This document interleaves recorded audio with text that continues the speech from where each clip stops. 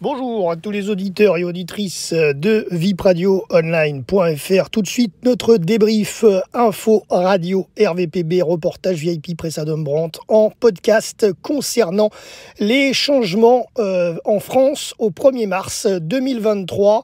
Alors, on va parler consommation, carburant, social. Nous allons parler également d'immobilier, de santé, transport en Île-de-France, tabac, location et banque.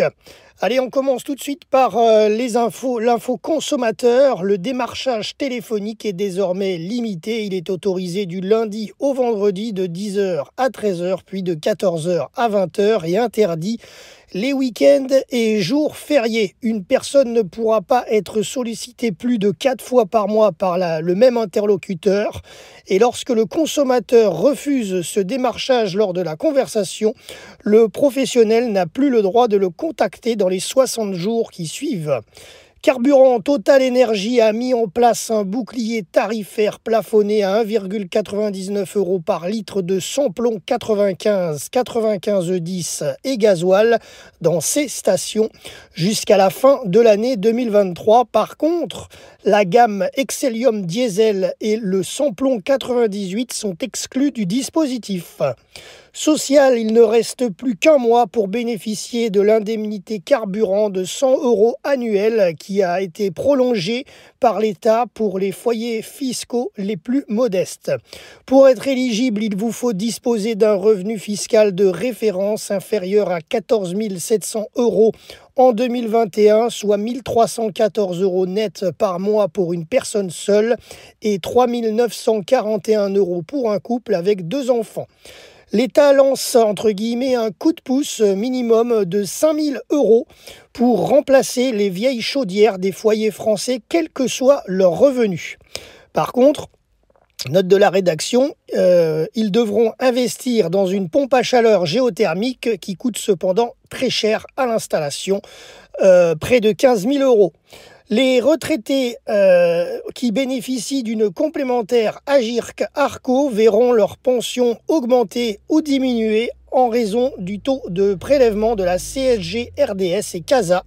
Si leurs revenus ont augmenté par rapport à l'année dernière, la régularisation interviendra sur le mois de mars. Le taux d'intérêt du prêt accession d'action logement pour les salariés du privé lors de l'achat d'un bien immobilier a triplé en passant de 0,5 à 1,5%. Santé, les tests Covid ne sont désormais plus entièrement pris en charge par la sécurité sociale pour les Français vaccinés. Par contre, le remboursement sera maintenu intégralement pour les plus de 65 ans, les mineurs, les soignants ou les gens qui ont des pathologies nécessitant un traitement long. Transport en Île-de-France, il est possible d'obtenir un remboursement d'un demi-mois d'abonnement au Pass Navigo pour compenser la dégradation du service dans les transports franciliens en fin d'année dernière. Le montant est donc de 37,60 € pour 3 forfaits mensuels achetés entre septembre et décembre 2022. Certains usagers du RER B et D bénéficieront d'indemnisations supplémentaires. La plateforme de dédommagement est ouverte pour un mois.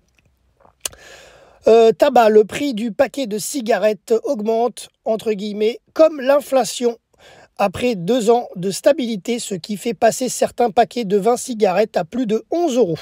La liste complète est à retrouver sur le site des douanes. Location, fin de la trêve hivernale pendant laquelle il était interdit d'expulser un locataire, de suspendre le gaz ou l'électricité en cas d'impayé. Dernière info, les banques, le taux d'usure pour les prêts immobiliers d'une durée de plus de 20 ans est désormais fixé à 4% contre 3,79% auparavant. Selon un décret publié au Journal officiel, il correspond ce taux d'usure au taux d'intérêt maximal légal que les établissements de crédit sont autorisés à pratiquer lorsqu'ils accordent un prêt. Voilà, c'est tout pour ces changements au 1er mars 2023 en France, et c'est déjà pas mal. C'était Jérôme pour vipradioonline.fr. À très bientôt pour de prochains reportages.